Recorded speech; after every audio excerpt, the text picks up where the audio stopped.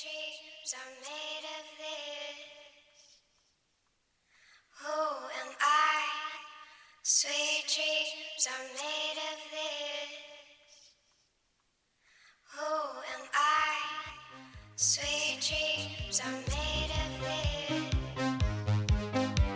Who am I? Sweet dreams are made of this.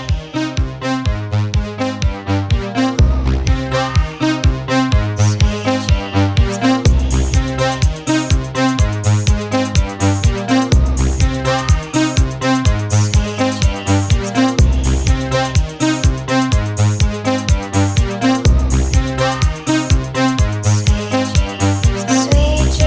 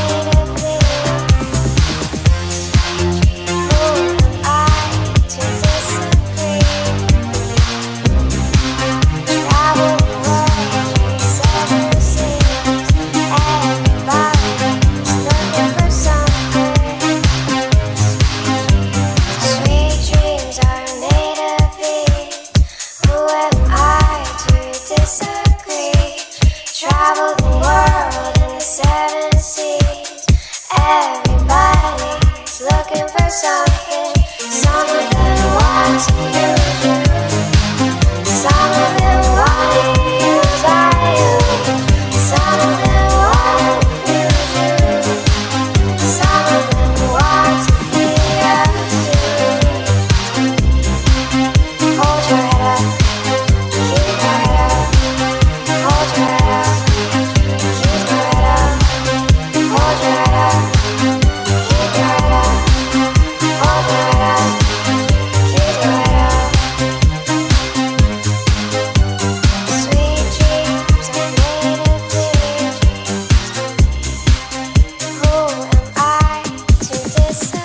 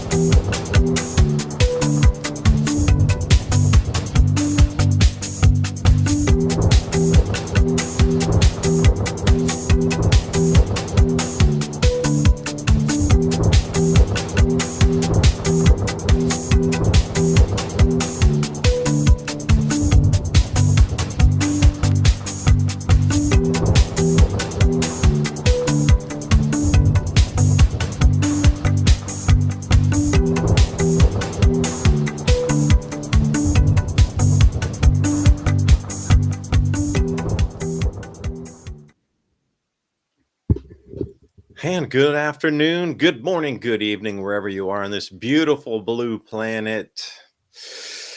Celebrating another day of beautiful life and breath as we wander through this, well, disturbance pattern. And I also was taking notes earlier. If I may read from a pre-prepared note, COVID was a forced collapse. This is a controlled collapse of the remnants. That's kind of where we sit. If you haven't noticed, there's so many things going on. The distractions are overlapping to the point of I'm just going to stop looking at it for a while and come back after There's a major something on right at the cusp. There's too many overlapping scatter wave pattern stories that are the genre, from the economy to the politics to the society to the movie stars to the sports betting. The scandals are everywhere. I mean, as far as you look, there's like a major, gigantic, unbelievable, like story of the year story, all simultaneously happen across all genres of all news simultaneously right now. So what is coming is the question. So, Ransom, I appreciate you joining me tonight. Ransom Godwin in the house with me here. And if I may kick off this episode of the Civilization Cycle podcast over on buymeacoffee.com/civilization cycle. Homestead Nurse getting us 3 double espressos. Bella 65 double espresso. Someone bought us 5 double espressos. Allison Bavage. Keep up the good work. Great show, guys. Love to hear more about the food stamps. Interested. Is it Walmart shutting the doors? No, they're hiring extra security. Almost every video I'm seeing, extra securities everywhere now. So, take it for what it's worth. And I do have a little bit of update on the EBT, if I may, Ransom. Just throw the idea here. EBT has been given out. It was only a percentage of what was promised. They had to rework the numbers by the state. Those that received the monies, there's a lot of stories going around. They saw it in their card, but then they waited a day or two and they went back and it was zero balance. So it appears that, I'm just saying, first, just seems like the first 24 to 48 hours, you have to use those funds immediately when they're in there. If you don't use them, then they're gone. And that's very much the way they can do with digital currency. It's almost like a dry run for central bank digital currencies. Like, say, imagine if you're waiting for the EBT cards to get funded and then suddenly, it's there, but you only got 24 hours, 48 hours to spend it, or else it's gone. Imagine if that was your paycheck every month. Like, you had to spend your entire paycheck in the first 3 days or the first week, or you lose it all. Or if it goes in and gets negative interest rates and you're losing 5% per day if you don't spend it. That's programmable money. That's the future they want to take us to. So, Ransom, I'll start off the show. What do you think? Do you think this dry run for CBDCs and kind of the capture of emotions by not spending fast enough? Well, yeah, they could obviously do a dry run on anything. Besides, they've done it before. It wouldn't be actually the first time. This would be the first nationwide, kind of beta run to see what people are going to do. And I've been seeing a lot of videos, but I also went to Walmart the other day, and it was boring in there. There was nobody doing nothing. They weren't. I mean, I do live in a relatively small city, but I haven't seen nothing on the news unless they are filtering the news, because that's very possible. I know that they do that in this state. As a matter of fact, there's a scandal about it now. They just been not only do they filter the news, the law enforcement has been filtering the crimes. So, I thought back about crime. this. That's a great t-shirt. Filter the crime. Right. Filter it out. I was thinking a lot about last week and how we talked about these flock cameras and how they just popped up everywhere in a lot of rural areas now. And I went around driving and looking at them and stuff. And some of them are put in places I can understand. And then others are in weird spots that are really just there to catch the amount of people going through a specific intersection. And it has nothing to do with the, I thought I went to go look at the physical locations because on the map, it looked like they were right at the grocery stores and stuff. So they're offset a little bit. But I found out that there was this program in Albuquerque in which the flock and the government got together and the law enforcement, and they offered local businesses to join their network of cameras and stuff. So, and then I was thinking, it's really weird that they let crime go rampant for a couple of years, and then they offer this program to help tamp down the crime if you'll just hand over all of your feeds of your personal surveillance and your homes and your businesses, and then the police have a direct link basically where I want to know what's going on over at Zales Jewelry, and they go bink and they can see who's going in there. So on the back side of that, if you get people used to allowing their feeds to be given to the government, they can add filters of facial recognition and all of these things. And matter of fact, you and I shared a couple videos that were directly related to them abusing the system already, and it just got started and falsely accusing some people because they seen their vehicle or whatever. So it is a little bit scary that they're doing that, but when you look at the overall net that they're creating with the financials and the food dependency and the digital IDs and the camera systems everywhere intertwined, along with, we've got, I've shown you things that are out there, but are probably out there being installed right now. And that's like the Wi-Fi surveillance, the, 5G and going to 6G towers that everybody were worried about doing this or that. But one thing that no one's arguing about is that they are a major component of the track and trace system worldwide. It's going up everywhere. But I did think it was convenient that in certain city areas with a high crime rate, that they just let the crime go. They didn't respond to trespassing. Like in Albuquerque, they would have homeless people encamped out literally in the door stoop of their place, pooping and peeing and doing That was drugs. everywhere. That was And every city. yeah, and when they called, well, you can't do nothing about it. The sidewalk's public, or people were trying to do stuff on their own, and then they were getting charged with crimes themselves for trying to run an establishment or a business without basically people loitering and camping literally at their stoop of their door, and then harassing everyone for change. And then then all the businesses are going to fold over to this idea that they normally wouldn't about 5 years ago, which is, I'll just go ahead and volunteer my CCT cameras in here and my Wi-Fi surveillance, the wireless camera. So they're getting a massive upgrade. It's something very dystopic, like maybe if you've ever seen that movie GoldenEye, where their supercomputer that the government holds started tapping everything, including sciences that people kind of aren't aware of. Like you can watch a video that has no audio and get the transcript of what the people are saying on there based on vibrations around them. So there's some really high-tech surveillance that just people don't have a clue that's already being built and established. And then on Hey, the wait, other can I end, throw one at you? yeah, You go and I for it. both know Lee Wheelbarger. Yeah. He was the one who invented that laser technology that from like 2 miles away with a laser, you could touch on a window on a building and listen to the conversation in between. That's why there's triple pane glass now that we put in all of our facilities, military and especially embassies, so they can't use that same laser technology. But you got to realize, how many years ago was that? 20? Yeah.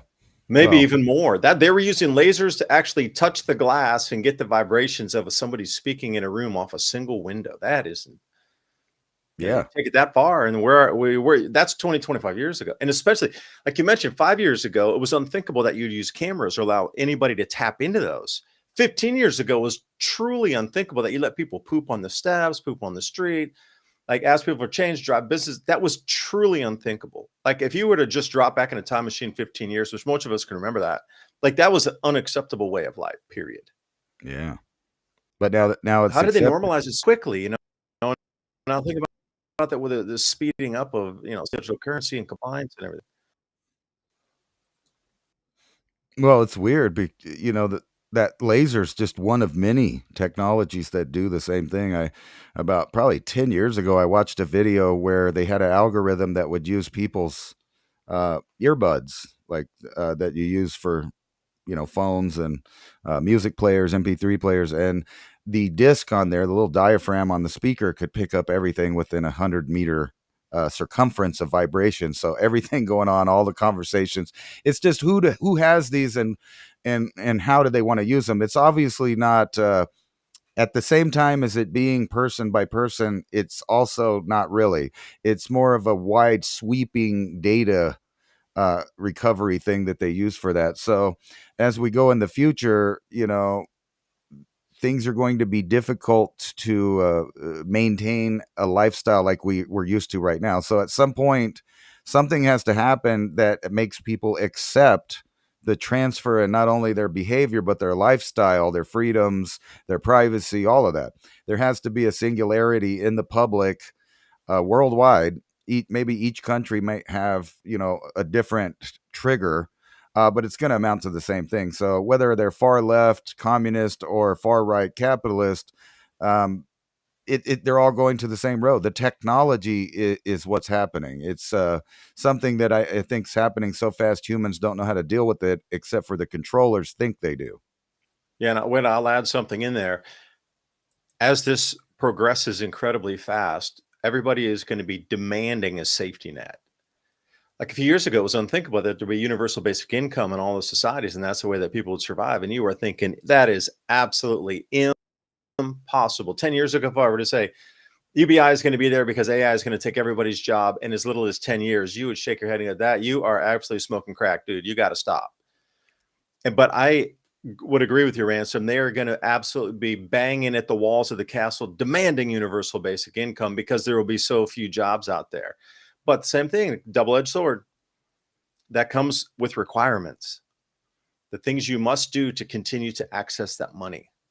Now, we're seeing a microcosm of it where the EBT system is being revamped. So what has also currently happened is, since the benefits were turned off, many states are now saying you have to reapply.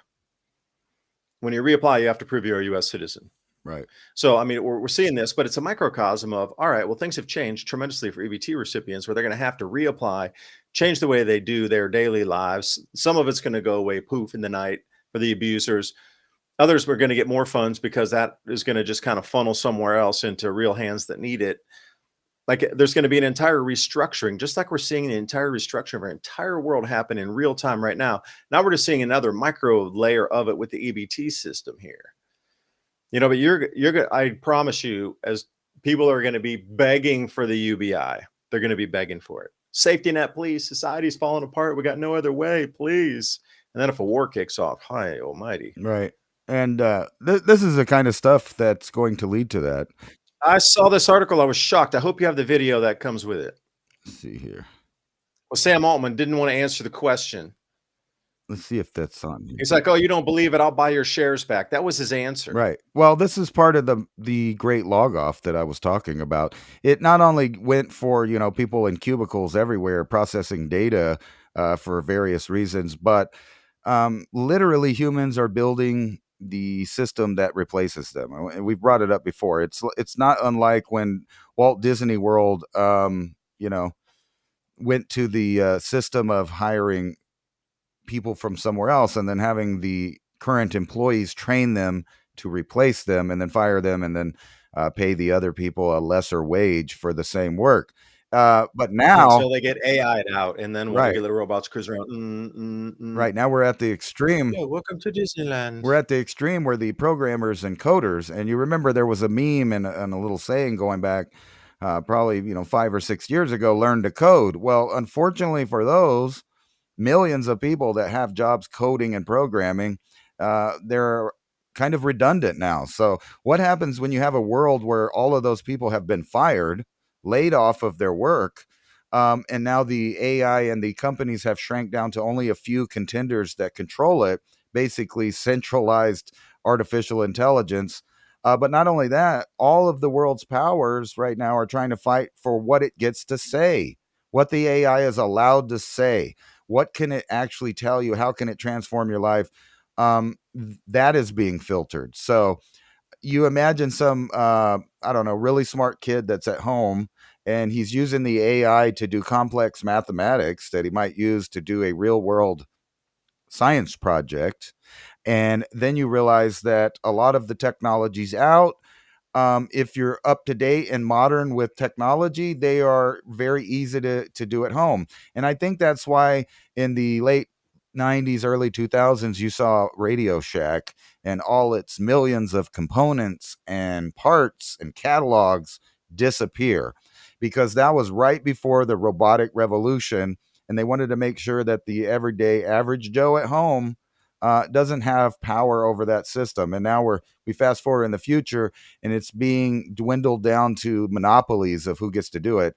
And at the end, it'll be the governments, obviously, that are in the final vote of what gets to be said or revealed or what you're allowed to use it for, what the processing power is. And we've talked about that too. If we go to a global war, it boils down to a war of processing power. Who's the end? That would be funny, is because they were making fun of the coal miners in West Virginia. So imagine if there was like one or two coal miners that are, I am going to learn to code.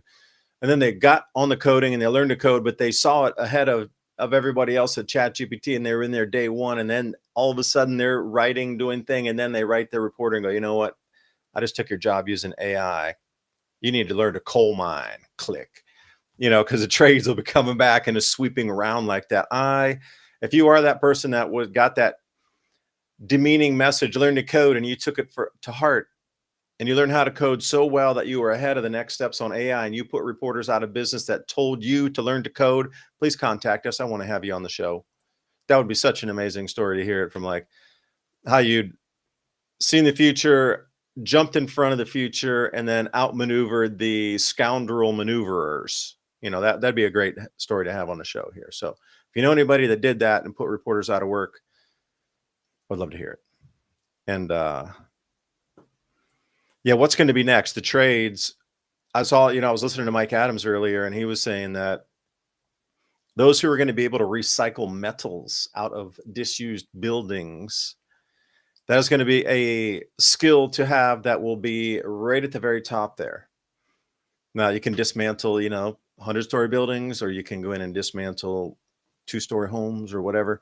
But it's all going to come down to this insatiable, unbelievable need for power and metals to continue this AI march forward. And again, you hit it on the head. There shall be one. The Highlander, I think Highlander was just more of like a glimpse into how AI is going to function across the planet. There really can be only one. There can be only one.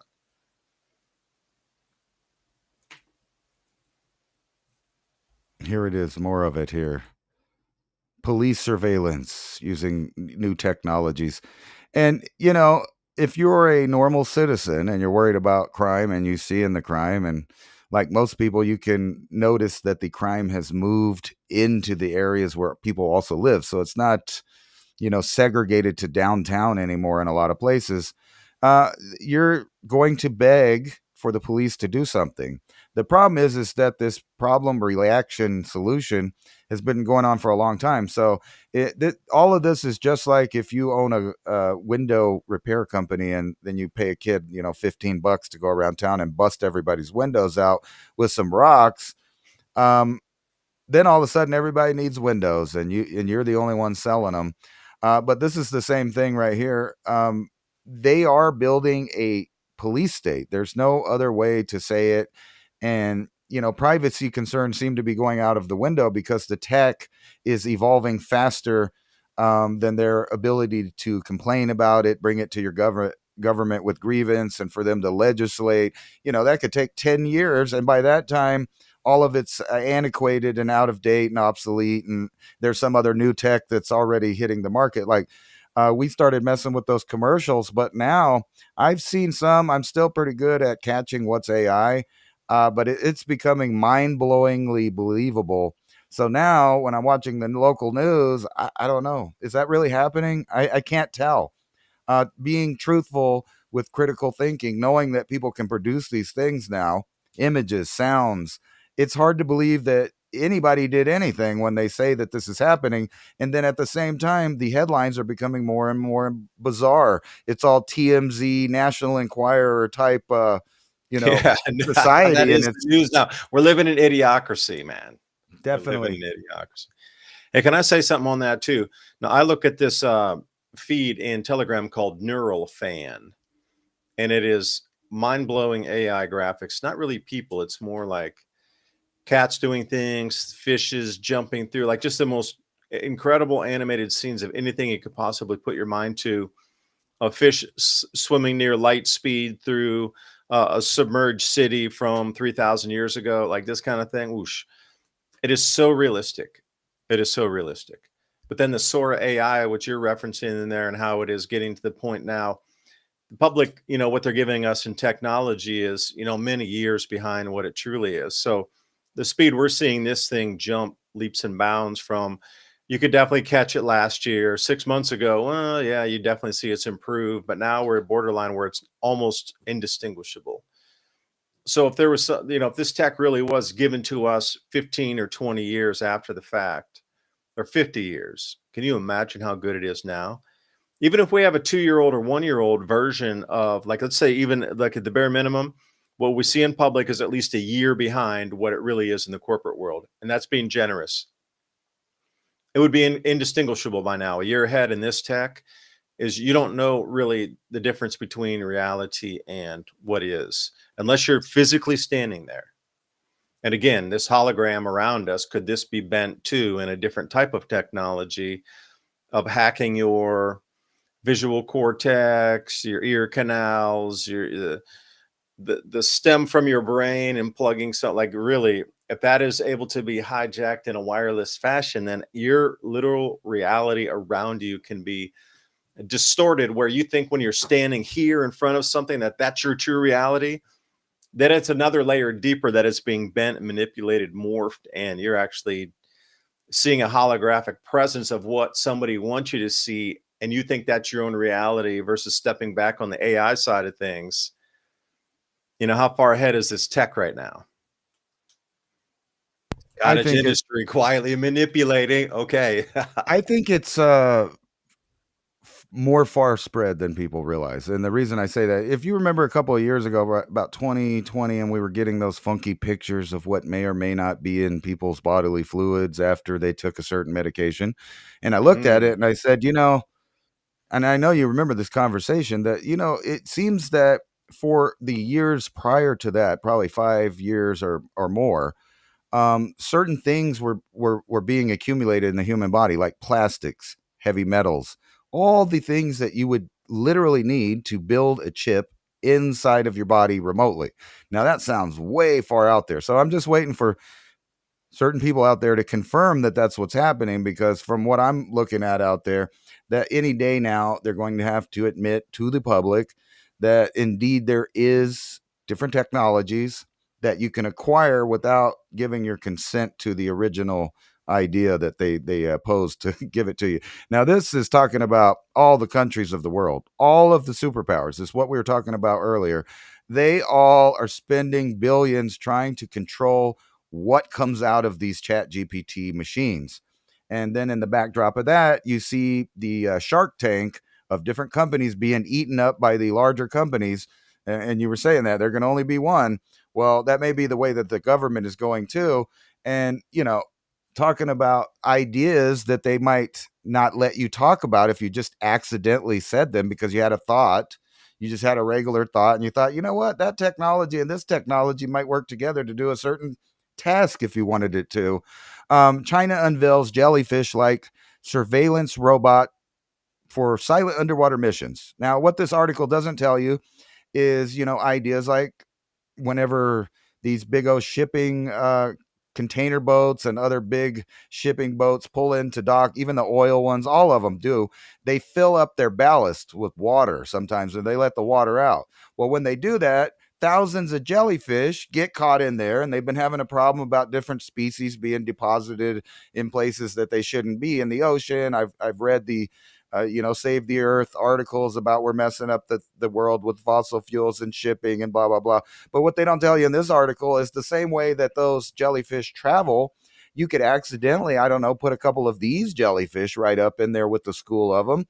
And then you can now, You would put thousands. yeah, well, now you can track every boat that goes into every lane. And remember, I think it was about 6 months ago, I read an article talking about the ghost fleet of the invisible trafficking and trading networks that are going on. So these are thousands of freighters, boats, and other things out there turning off their transponders, removing the equipment, trying to circumnavigate the globe without being part of the super surveillance net. Well, things like this will end that immediately, because they won't even realize that they have the tech on board. It'll be in a ballast. Nobody goes down there. That's not a place that a person or something goes down in. And then someone's going to have to invent something that goes in there and scans for those things and destroys them. And this thing's made out of what? It's robotics made out of the hydrogel platform, which is basically combining organic type materials with synthetic type materials. So the whole world is literally under a distraction that's not a reality. It's not happening. But there is some very interesting things happening and evolving in the background. And one of those things is the slow. Well, that hydrogel platform, I've heard of this in many other different applications, but this is the first time I've actually seen it in a real physical object in front of us. Well, then you got to think: are you talking macro or micro? Kind of. Basically, these are big things made out of Oh, stuff. micro subdermal kind of Yeah, thing. but the hydrogel platform is basically nanotech that can deliver things on a microscopic level as well. So a lot of medicines are going down that route, synthetic DNA, all of that stuff. It's the medium in which you can build things and operate them, from So I my wonder what happens understanding. when fishermen catch these. There's a large demand in China for different kind of dried sea cucumbers, different Yeah. jellyfish for medicinal purposes. Like, at what point do people that are harvesting these jellyfish just they catch them and that is what they try to turn into another byproduct that's sold on to the Zhongyao or Chinese medicine, herbal market? What happens when these fishermen start pulling up these hydrogel jellyfish and they're like, yo, you think there's a market for this in China? Like, what? Right. The fishermen are going to absolutely see this and be like, this thing is not real. I mean, it is real physically, but they're like, bro, this is not because I've heard about those insects also that are micros, very small insect, looks like flies, but they're Right. robots. And unless you smack one with a fly swatter and then examine under the wings and notice that it's not a fly, if you cracked a fly, most times people either let it drop on the floor or they sweep it up real quick, but they're not examining it, thinking it might be an actual transmission robot or a robot of some sort. That's beyond most people's even thought. Like, every insect that you hit in the summertime, it could be a robot, and we need to examine every one closely.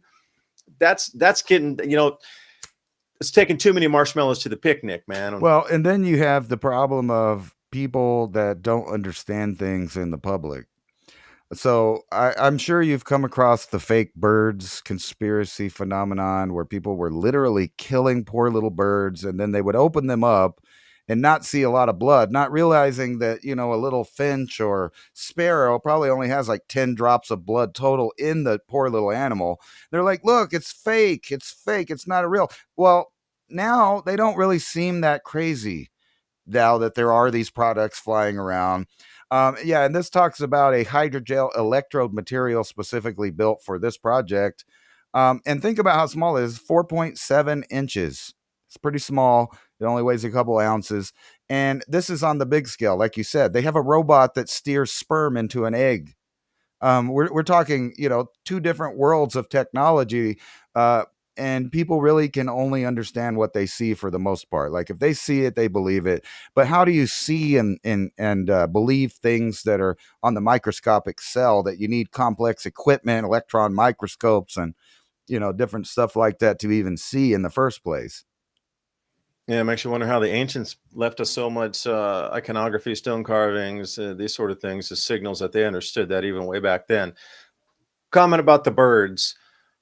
We've been taking a few ducks for meat here, and these beautiful cayuga, absolutely stunning cayuga males. They got a green head like a mallard, and they got black feathers, but inside there's iridescent green and blue feathers. Like, wherever, sometimes they'll glint on the sun, and you're like, oh man, that is like an actual physical blue sapphire and green emerald walking through the sun. Like, the most magnificent colors that these birds. But when you flip them over and the wings do that, you see some of those videos where the person had done something with a pigeon wing and they're like, look, there's writing on it.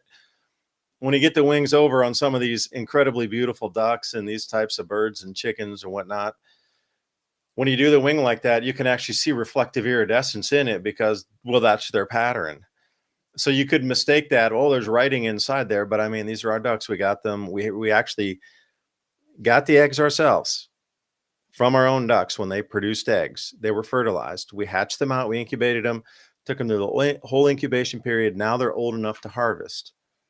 So I know that's not a robot duck that we have. So when you turn over the wings and you see that iridescence, like those videos where they do that, please be a little discerning on the information you might want to consume. Like, there's a huge amount of beauty in nature and just such like mind-boggling colors that you just wouldn't think. So when birds are flying, you got to think they're trying to escape predators. They're trying to confuse predators from beneath them and above them and behind them, right? So what kind of color schemes do you need to like reflect something to make, whoa, I thought I saw it there and I attacked in a different direction. That's what all this is about, is reflectivity to escape. So I mean, nature, I mean, you ever see how many insects do I see during the summer out here? It is mind-blowing, like the greens and the blues and the yellows and the oranges and all these kind of different colors that are so bright and vibrant. I mean,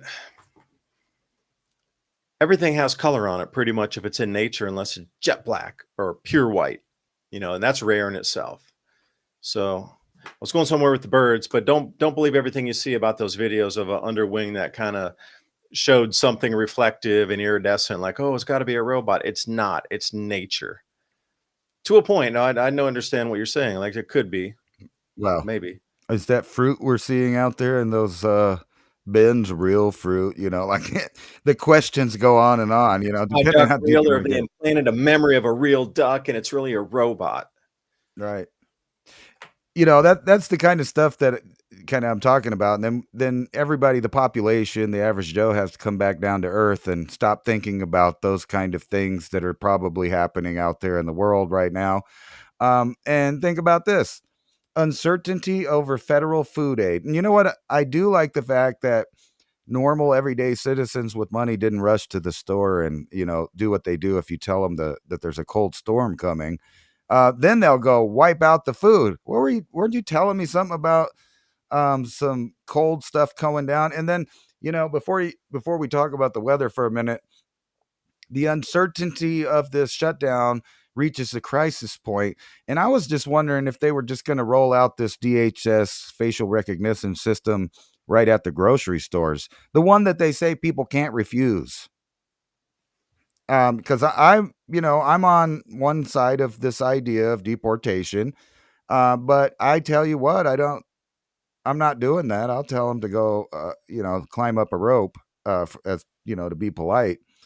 That I don't have to and will not take a facial recognition scan from some guy in a uniform standing on the side of the road. I'm sorry, I'm just not doing that. It's bad enough I already have to go through checkpoints in which they question my citizenship in the middle of my country. I don't like that either. As an American citizen, I'm saying, why should I, being able to travel down the road, the right to travel and to go about my business and be secure in my papers and all of that stuff, there's this bill of things that kind of outline all these ideas. But I don't feel the need for And that. what happens if you Marissa, walk me through that for a second. If they pull you over and you're like, dude, you have no right to ask that. I'm not going to even answer your question. Well, you might offend the Border Well, Patrol what can they officers do? I or mean, what whoever. happens? And They'll that would pull you literally out be of your. like, dude, you've got to be kidding me. I'm not going to answer the question. No. Well, And then then you're what going to have a happens? long night. You're going to have a long night. They're going to pull you out of your car. They're going to probably cuff you for their safety. They are going to violate the Fourth Amendment and go through your car and maybe even take it apart. And then when they're done and they don't find nothing, you can try to sue, but the Supreme Court has already ruled that they have a right to stop you and look for human odor and drug contraband. So, under that umbrella, they're allowed to get away with doing that nonstop. Now, I understand that it's your constitutional right and yada, yada, yada. Like I was saying, I don't feel like I should be stopped. However, it's a lot easier to just say I'm an American citizen. They say, can I see your ID? Does it really hurt you to let them see it? But it's a slippery slope once you start volunteering to violate your own rights. Like I was talking about the flock security. Now, people might say that sounds kind of lefty or whatever. No, that's completely constitutional traditionalist, I guess. I should, and every other person within the borders of our boundaries has a certain right to privacy. However, they're saying you don't have that right by doing this. And if you allow them to do it to a certain group of people, whether they're here illegally or not, the fact is that you will also have to show your face and not be able to refuse facial recognition apps in the future for whatever future law enforcement trend is going on. Here, let me get mine out of the way so we could look at the cold weather. That might Well, just we just wanted to jump over to Civilization Cycle, buy me a coffee, and say thank you to everybody supporting us this week here. Nigglesworth, hey, David, I'm a big fan. I've only ever listened to your podcast. This evening is the first time I caught you guys live. Thank you for finding us live here on we used to be on Revolution Radio, but now on Rumble. Rebroadcasting. Ransom rebroadcasts that in the mornings over on Revolution Radio. So if you want to listen to tonight's episode, Ransom, we can maybe add something in there on that. Big info you're sharing. May I ask why you don't upload these episodes to Podcast World more often? I do at least one a week, possibly two over on the Civilization Cycle podcast. You can listen anywhere podcasts are hosted across the net. Although I found out today, Studio FM, we need to re-upload our listing there. So I've already been on that. I was working through the whole Podcast World today. And there was another one, Ghana, that comes out of India. We need to get up on their podcast listing and their service inside there. They have our show, but they don't have any episodes listed. And they have our show art, but no episodes. So I'm like, wait, and we need to get into these two directories. One's in India and the other one, Player FM. So to answer your question, we are trying to and expanding our presence out in the world as we speak on the internet side of things. Homestead Nurse getting us, at the beginning of the show, someone bought 3 double espressos. Thanks always for the conversation. Well, thank you, BB. And Taco Banana says, hey, guys, the repo market hiccup on Halloween. Do you think we need to worry about having cash in the bank? And William Hooper, thank you for buying us 3 double espressos. Ransom, I'm going to throw the question back at you tennis style here. Repo, there was a huge crash on Halloween. Everything was like the amount of damage done in the crypto market alone during that time was just like, how do you have things drop 50 or 40% in like a couple hours, then jump right back up again? It was a purposeful wipeout of almost everybody that was in crypto. Unless you were just sitting there within a wallet and you were like, I don't care what happens to it, you got wrecked. I mean, absolutely wrecked. Because all these stop losses got pulled through on the high side and the low side and just absolutely wrecked. And really stripped nearly, I would say, half the wealth of individual holders in crypto got stripped in the last time. So do you think that we need about having cash in the bank there, Ransom? I would say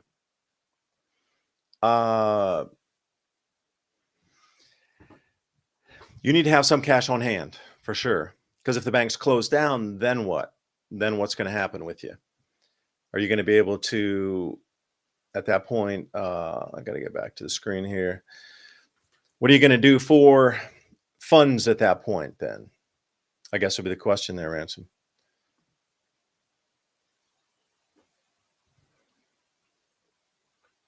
How much cash would you think would be enough for somebody to have out to be able to hold, to just have outside for emergencies? At least $5,000. Just in the house under the mattress or whatever, just you need to pay some bills, man. The airlines are going down. 10% of the airlines are not functioning right now. They're cutting 10% of air flights in America because this government shutdown's continuing. And I really don't have a feeling they're not trying to solve it. It's going to continue probably for a while. This whole EBT thing, again, if they really are pulling people's funds after 48 hours, if they don't use the money, then damn, this is really going to get nasty. And if it continues to get nasty, it's almost like the Corporation of the United States has gone bankrupt. And this is literally the just like sale of assets. And it's just going to go and continue down. Because I don't know if a corporation that's out of business can continue to operate as a corporation. So if you think about that, if the Corporation of the United States actually was defunct as of that government shutdown date, then it won't come back because it's not the Corporation of the United States any longer. It's a bankrupt entity that is going to sell its assets and come back as something new. Hence the stable coin issuance in the genius. Anyway. How much cash is a long-winded answer? Food stamp in at least $5,000. Yeah. You don't know if it's going to last for months or how many months or how much in the hole you'll get trying to patch it up. Like right now would be a good idea to go shopping for Thanksgiving right now before there is any crazy things, because later in the month, obviously, people are going to be trying to travel everywhere. They're going to be spending a lot of money. It might be a lot cheaper for you to just stay home this Thanksgiving. A good idea to just wait out their little games that they're playing. And I'm pretty sure that the SNAP benefits was just a game to manipulate the election. You'll see that they'll reopen the government right after these midterm elections are over, or shortly before that, once they got enough people in seats that they wanted them to get in. And speaking of that, people are deciding to move based on their imagined affiliation. They're literally starting to do, but in on the bright side, voting with your dollar is one of the most powerful things that a person can do, or a company, is to vote with their dollar. If you don't like the way things are going in a certain area, you just move your company and allow other people in another place to enjoy whatever it is you offer, or the benefits that you get from the local government there. And, I think what's about to really happen, and seriously, is that all of the networks of human safety nets have basically dissolved or dwindled down to nothing, to a super corporate dependency um, state. And when I say corporate, I mean the corporation that you're talking about failing of the United States. It's government dependency. When you're talking about 41 million people or 42 million people that are on assistance programs, I know for a fact that some of the assistance programs are set up to make people stay in the system. And what I mean by that is, in certain states, they offer the assistance, but you basically have to be single parents with no job, and you can't have a job because, you have the kids. And then in other states, they make sure that you have to try to look for a job to get the help. The problem is they won't let you have the help past the starting point of your new job. So in other words, they arrange it always to be a handout and never a hand up. No one's going out there for getting to work 6 months and bringing in the benefits and then getting ahead and getting on their feet. That's not how it works. If you start working, then they'll cut your benefits, and you're basically bringing in the same amount of income as you were when you were unemployed. So for people that are in that situation, it's not in their best interest to go get a job. And besides that, Yeah, they make it all of like that's a very good point, man. That is a very I never thought of that. It's just that there's balancing a act of still keeping you in that lower rut, man, letting yeah, you it's versus letting it's you get a out. that's always what it amounts to, is a handout, not a hand up. Our style of help and assistance should be a hand up for citizens so that they could become self-dependent. And they don't want that, of course, especially if you can have, let's say a fourth or 1/5 of the population swinging in one political direction or another based on what free stuff they get. But yeah, the airline thing that you were talking about, I think that all goes into the fact that we are about to go into a new era, and part of that is what I was going to show you here. So all of those safety nets, basically like community. I don't know if you're part of a church organization or a prepping group or whatever it is. The fact is that that's the minority of people. I mean, of the real small minority of people that actually have some kind of system or friends that have any kind of resources. So most people are up the creek without a paddle. And part of it is because we've become so segregated and tribalized that they've managed to get people down to 4 close friends. Now, if you're a surveillance state that's trying to pay attention to trends, groups, grassroots things, the best way to do that is to have it all sectioned off where people are in very small groups of dependency with each other and the system. And then that way you could also, spy on specific stuff. And this goes all the way to the idea of, ads that are specific for you. They're trying to segregate people all the way down to, and it's funny because the system is anti-individualism, but at the same time, they want to reduce you down to a digit so that you can be digitized. And that's part of the reason that you're seeing stuff like this. And I'm seeing no stop to, the destruction of society, whether or not they're just this straight up pollution in an area, or them not telling the public the truth about stuff. You might have saw this article from San Francisco with all the radiation levels detected, but nobody's going to take the blame for that, or even it's might be an accident that they even found out about it. And then the Now, wait a second, administration's Ransom. Can I stop yeah. you? Can I hit you up for a second? Now, think about that. You just said you were already talking about Thanksgiving. There are going to be disruptions. And every year anyway, around Thanksgiving, it's already just like the most crazy, hectic travel time, blizzards, snow, delays. People are losing their minds anyway. Right. And we're going to be at a minus 10%. Just that's going to be the baseline, already minus 10% of the flights. And it's interesting you mentioned that Right. it seems like we're entering a new phase of something, because I've talked to a couple other people that feel the same way, like we're at step 2 or the new phase. Can you define that a little more and what you mean by that new phase or the new world part that we're entering in now versus what that COVID come out of that, some stability a little bit, but now we're entering right back in. Well, it's the shutdown of movement, a free movement of people with resources. They don't mind if people with zero resources migrate.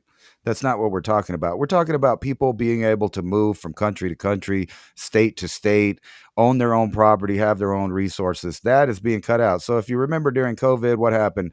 They canceled traveling everywhere. Everybody kind of shut the airlines off so that incoming flights from other countries wouldn't come. You couldn't go here, you couldn't go there. You had to go through their facial recognition stuff. You had to follow their rules.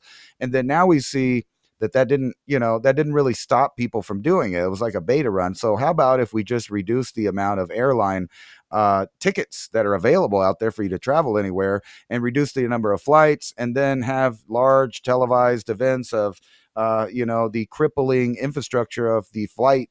Everything about the whole idea of flying places Hallelujah. is crumbling, and we were right on that, man. I remember when we did the show about how they stopped using U.S. inspectors, lots of DEI hires at the factories, much more mistakes, no inspections, ever increasing aging and crumbling infrastructure for not only runways, air traffic controllers, but the planes themselves. We've seen everything from doors blow off to fire start, engines fall off, crashing at the start, crashing at the finish. It's becoming a nightmare to even think about wanting to fly. And then on top of that, you have what's called this misery map here. So these are the main airports in the United States, and that little red graph are the amount of people that are stranded right now as we speak on either canceled or delayed flights everywhere. So you could see, like, over here out of Illinois and Chicago and Detroit, like either half or a quarter's gone. Out of New York City,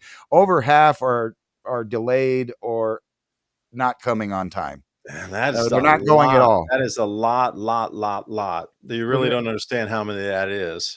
Look at that. Right now, as we speak, I think, let me make sure and I'll reload it in Now, case there's Atlanta's one of the world's busiest airports. I think it's in the top three. For sure, America's busiest airport is Atlanta. So right now they have 25%. 37 delayed flights. But just a minute ago, that was 115 before I refreshed it. But now there's 15 canceled flights and 100 delayed. I mean, it's going on, and different hours of the day, this graph goes bigger. So more red, less green. Then you'll get a little bit of green back. It'll go back. So I've been paying attention to this all week. And basically, they're reducing the ability of anybody to go everywhere. The whole system is collapsing as far as flight. But what's not going to collapse is the need for flight and deliveries and transportation. But they have an answer for that. It's just that people don't like it. So they're going to have to be sold on the idea that it's safer, more reliable, if we just allow AI to control the air traffic controllers and the airplanes. Now, you might not know this, but they already fly AI. It's called autopilot, and it's been getting updated each year. They've added a little bit more programs. So now they have intuitive programs in control of the autopilot. So more and more, there's not going to be a person involved in all. There's not going to be some guy going radical or feeling sad. And, supposedly that's the excuse sometimes. They just got depressed or whatever. That was Who an knows? excuse when the AI took it into the ground. Right. Because there was a competitor building another data center, and the whole entire design crew was on that plane, and AI took that plane down to get rid of the competition. There shall be only one. And that's why I wanted to go back to all the tech workers being laid off. Now, for years, There there's shall been be only one. Imagine if you're right, man. Like, remove the people that can even do the coding, and you're already getting down to there will be no competition except AIs amongst themselves at that point. Humans are still a threat-ish. Well, that's the thing, is all of these people that no longer work for companies do have a skill set, and they will find you, like the movie. No, I'm just kidding. But think about this, to circle back to this idea. All of these people means that there's going to be thousands, if not hundreds of thousands, of disgruntled employees with specific skill sets in robotics, coding, programming, and for almost a decade, they've tried to scare the bejesus out of us with the idea of cyber attacks. If you remember, cyber attacks were thrown in your face and, you know, popularized and Hollywoodized and put on every, you know, news article all the way up until about 2022, 2023. They kind of And it started didn't laying off happen on as it. they portrayed it, did it? It didn't really No, roll out like they portrayed it would do. no, there was no reason for it yet.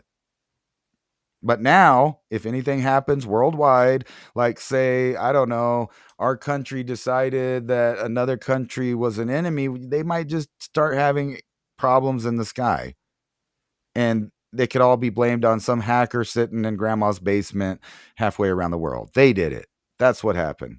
It's real easy. And if you think about the assassination attempts of various different people, there's always these lingering questions on who it was and who are they talking to and are there records of stuff.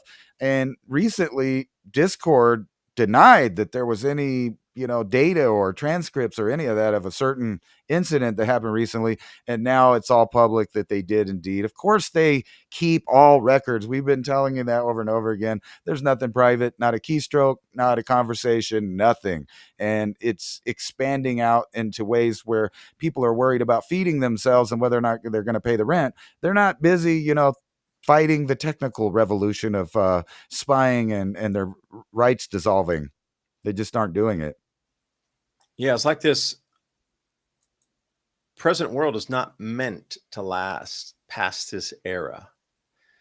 So everything we're seeing decaying is, see, there's already something here showing you that it's not meant to go past this time limit here. We're at the very end of it, or they would be repairing it. So it is at the disposable edge of things. So you might have to ask yourself, why is that? Like, what are we going to be entering where none of our infrastructure currently, from the locks to the roads, the ports, and everything in between, is no longer going to be needed in the future? They're letting it go. They're not spending any money because they know at the end of this event, it is not going to be usable any longer, or we won't use it.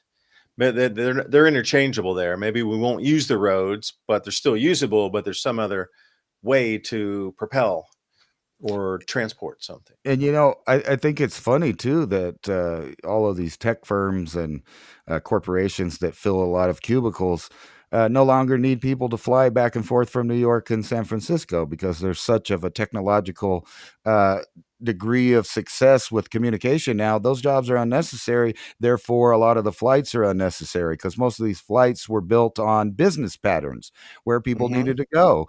They needed to be in LA tomorrow. They needed to be in Shanghai. They needed to be in, you know, wherever it was. Now they don't need that. There's just less and less. So you're going to see more and more of the elite being the only people that are really flying on flights around the world. But that's okay You're going to because have to get in Putin on a share on a private plane. That's going to be the future of air travel. So again, if we're Right. talking about the future of air travel, or you're looking for a niche to dive into, hey, note to self here: arranging flights and tickets on private airlines that, you know, because some of these airplanes hold up to 20 people. So imagine if you're splitting the cost, instead of going to a commercial route or getting like a first class ticket, to be able to find those with airplanes that would be willing to like share on the plane. So if they have a 20-person plane, they might be able to get 10 or 15 of those seats filled going over to continent, whatever that is. I'm not going to talk, but it'd be people who had an idea of, I'll bring some people, let's say I have an airplane that has 20 seats on it. And I'd say, all right, you know, give me some cool people, and we're going to fly over to, but only 10 people extra and with. And it's going to be like hands, private airline. I wouldn't even say airlines, but just private individuals who own their own private jets. Might be the future of transport. You're going to have to find your costly to get in on that too. So imagine a first class ticket costs you X thousands of dollars. Anything transatlantic, trans-Pacific, you're looking at 5, 6, 7,000 at the very minimum. So imagine, and that's with an airline with a bunch of other people, right? Hundreds of people. So what would it cost to get you on a private jet to fly over to Shanghai on a jet of 20, where they're selling 10 seats on the total cost of somebody who owns that private jet? Is it going to cost you 3 times that much? And if you want to go to Shanghai, it's 15 grand to get on their plane. I don't know, but that seems to be the future we're moving into. So again, think about it, arranging people who in the future, if the commercial side of things slows down or whatever, that you are connecting people that jets with people who wouldn't mind having their private planes to go to another spot. That could be a side hustle.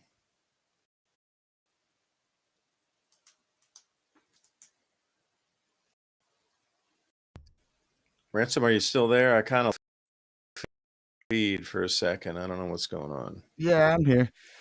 The side hustle. That's why you need to expand from more than 4 friends and to people that actually have skills or resources for your common good. And it's just going to have to be that way.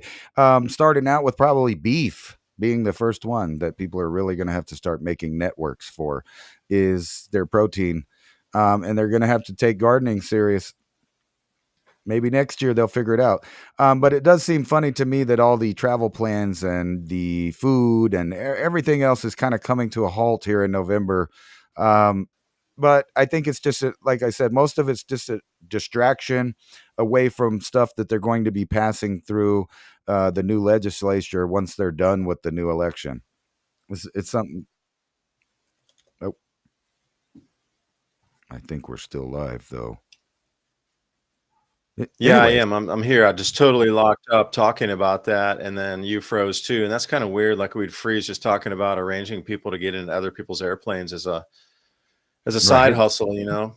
But that might be the future, really. In the future, think about it. If commercial airline decreases 50%, 50%, and your carbon credit score is only going to allow you a certain amount of flights per year, and you still need to get somewhere else, you're going to have to go in that market, like you talked about, outside the measurable market. Because I'm Right. sure the people though that own those private jets are not going to be on that measurable carbon credit score. If they were, like I saw this interview in Norway today, you could just buy it from somebody else. And again, this will allow those who are not traveling and want to stay home for you to buy their carbon credits so you can still travel. Again, the whole thing moving forward is they need to milk your wealth. And if they can charge you carbon credits and then you'll still be willing to pay that excess fund tax or whatever, or urgency tax to buy other people's carbon credits because they're not going to use them. And you need to have that first before you can go anywhere, in addition to the extreme prices. It's almost like we're reverting the clock back because, you know, the story is if you wanted to fly somewhere in, say, the 1940s or 50s, you had to be wealthy. There was no poor people in like scrappy clothes flying on the airplanes in the 50s. No way. It was, and you go back to the 30s and the steamers and this sort of thing, you had to have money to travel then. It was not everybody traveled, man. It was exclusive and it was expensive. And only the wealthy traveled. Seriously, only the wealthy traveled. And please remember us here, buymeacoffee.com/civilization. Also, civilizationcycle.com. Jump over there to the website, newest player. I just loaded a new episode there. I think it was episode 578 or something around that number. And information to help us improve our lives, get those conversations started, find the solutions right over there at civilizationcycle.com. Sign up for the newsletter. We'll give you 10 bullet points of these points we talked about, and another way to start the conversation and think about solutions with others. But we're going to take a 2-minute, 2-second break here. Please enjoy our sponsors. We think there's some amazing products that will help enhance your lives as well. We wouldn't put them on here unless we believed in these. So support our sponsors, and it's a way to keep us on air as well. Be back shortly after the break.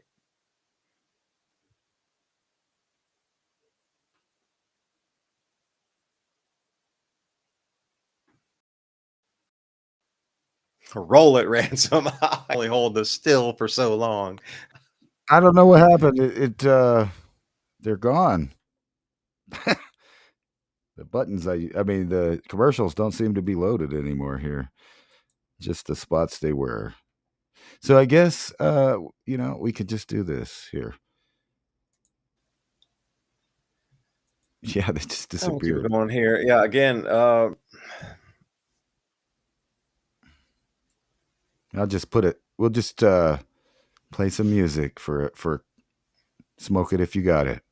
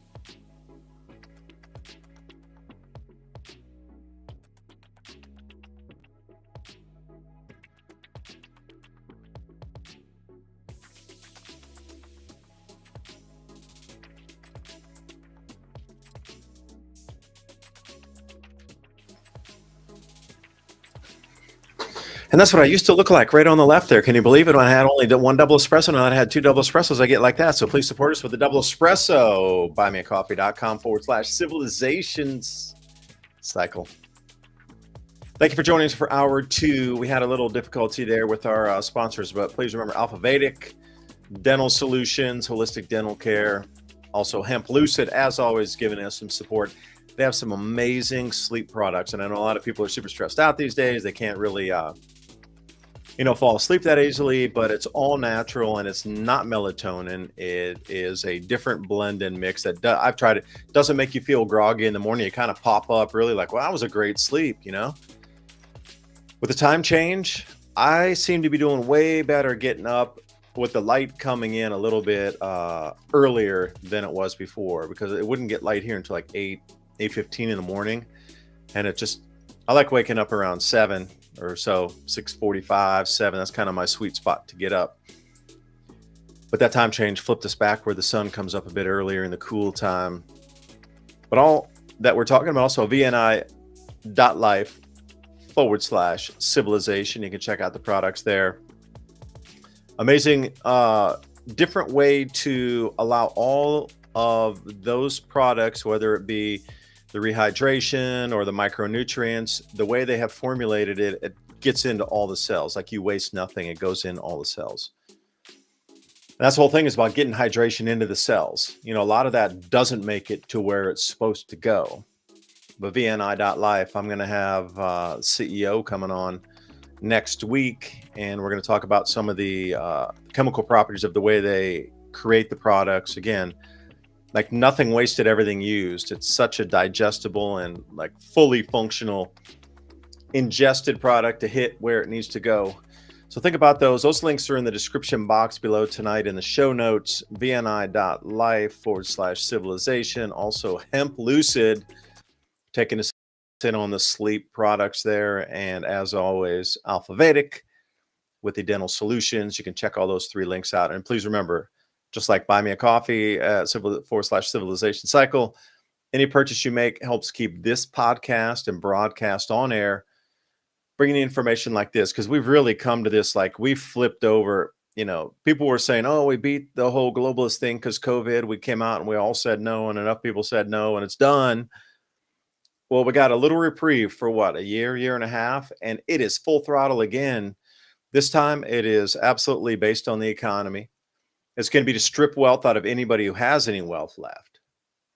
And it's also going to be what we've seen with those Agenda 2030 goals: limiting travel, limiting consumption of products, meat, limiting the amount of clothes you can have, limiting your movements, limiting of private properties, limiting of all these things. And it seems like it's moving fast forward. And I've heard many people say, I can't believe it's happening this fast. It is like lightning speed at the speed it is. And because tonight, when we started with the show, there are so many distractions across every genre of anything that somebody can find a news feed on. There is just like once in a year, once in a 5-year mega story happening all at the same time. I'm sure if you went to a cat forum, there would be like once in a couple 1 or 2 year cat story be going on to even confuse the cat ladies out there. I'm telling you, it's everywhere. And we're all infighting. Have you noticed? Even with this whole MAGA Republican conservative movement, now they're having everybody within there turn on each other and have battles within that space itself. Like this is the direction it's going. That after I started to see everybody in those more of sense movements start arguing amongst themselves instead of still outside looking at the danger out there, I know we're at the end of the system now. We absolutely are. They just can't hold together if the thing from collapsing is now collapsing in on itself. It's like a full foundation pillar collapsing in on itself that's going to take the rest of the building down in slow motion.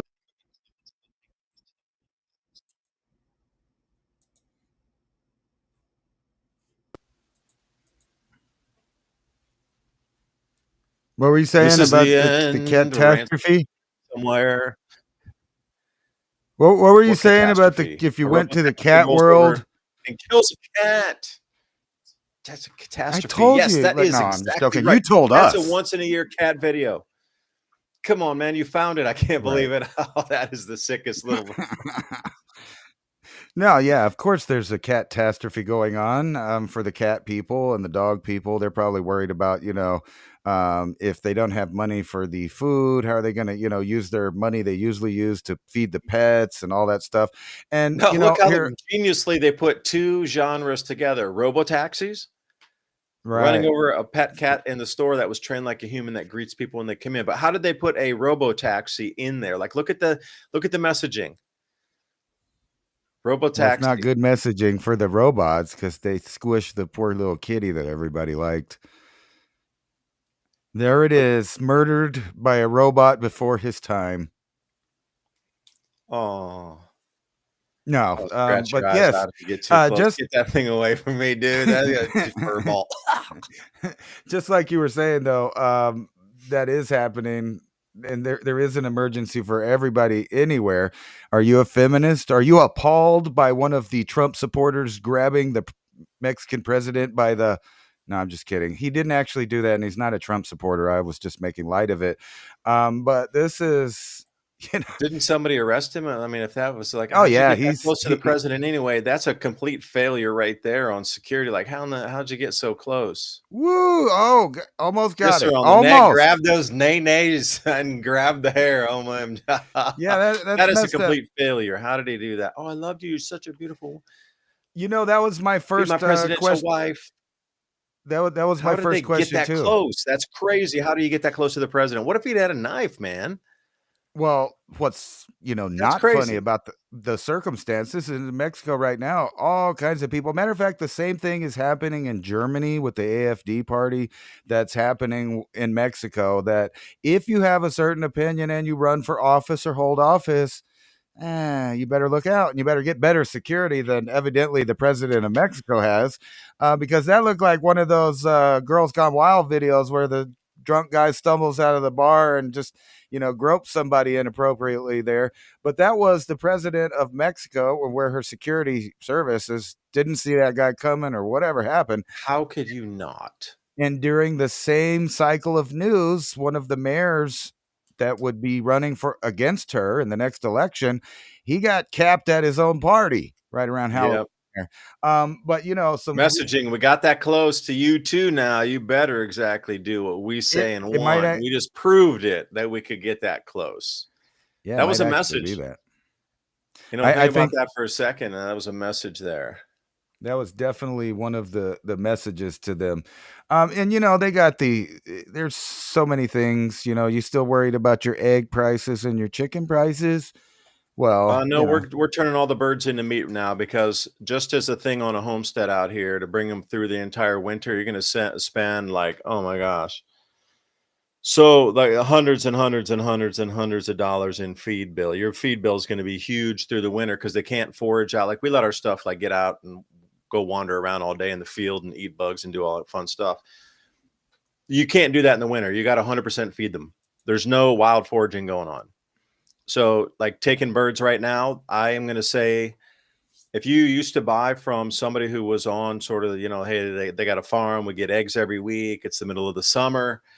When it comes into winter, they're going to start culling off a lot of their flocks also because feed bill's just too high. Unless it's like a banging business where you're getting $6, $8 a dozen, people just can't keep them through the winter. It's too expensive. So most people are cutting down, like we're taking ours probably 60, 70% down. But again, that'll be a bunch of meat through the holidays and things. So if the egg production on the homestead side or the local farmer side reduces that much as well, I mean, we're trying to keep some egg layers, but everybody else fire sale, well, not fire sale, but boiling pot sale. There's going to be less eggs. So don't rely completely on your farmers through the winter because they need to reduce because it costs way and all the feed, our food's gone up. Damn, the feed's gone up too. It used to be like $5.99 a bag. Now it's like $13.99 for the same, like layer pellet and that sort of thing.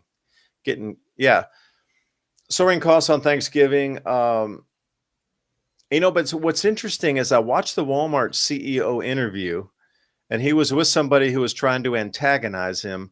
saying that, oh, everything's so much more expensive. And he goes, no, actually, the cost of turkey's down for our, they had like a bundle package where it came with like all the trimmings and different types of veg and all these things. Like when you get that pack, it's actually down some percentage from last year. But now it seems like the turkey prices are going back up again.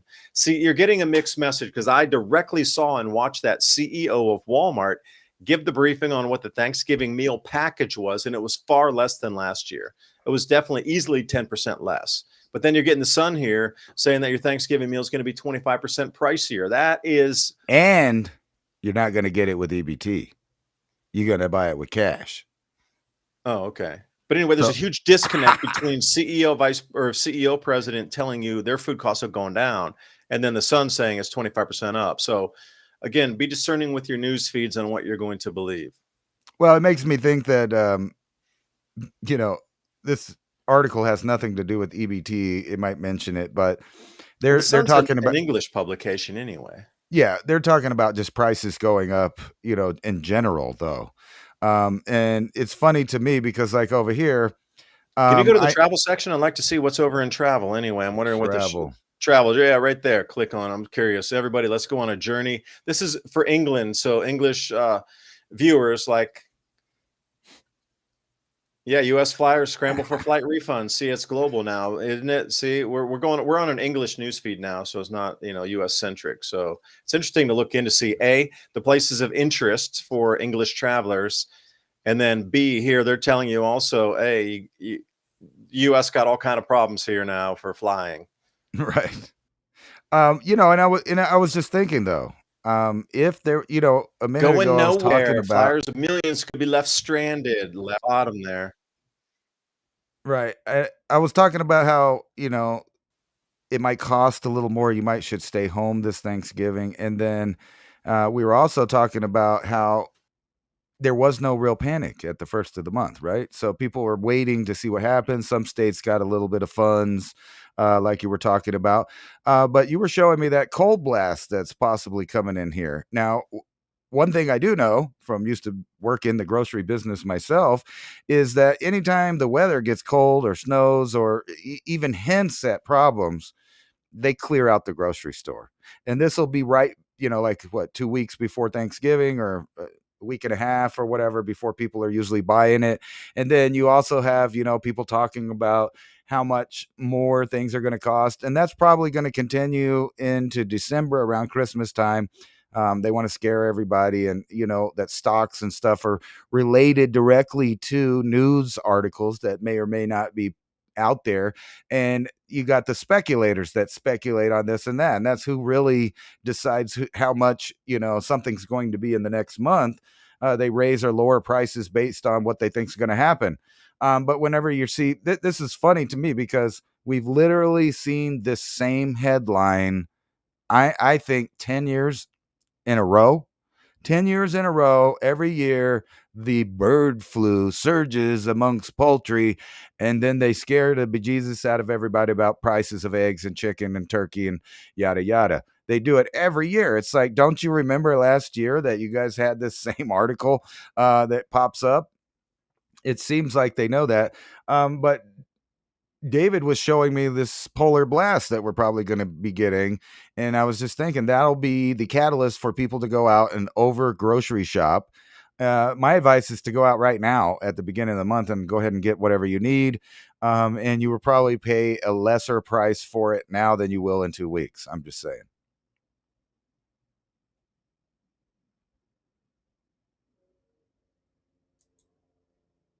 Oh, here we go.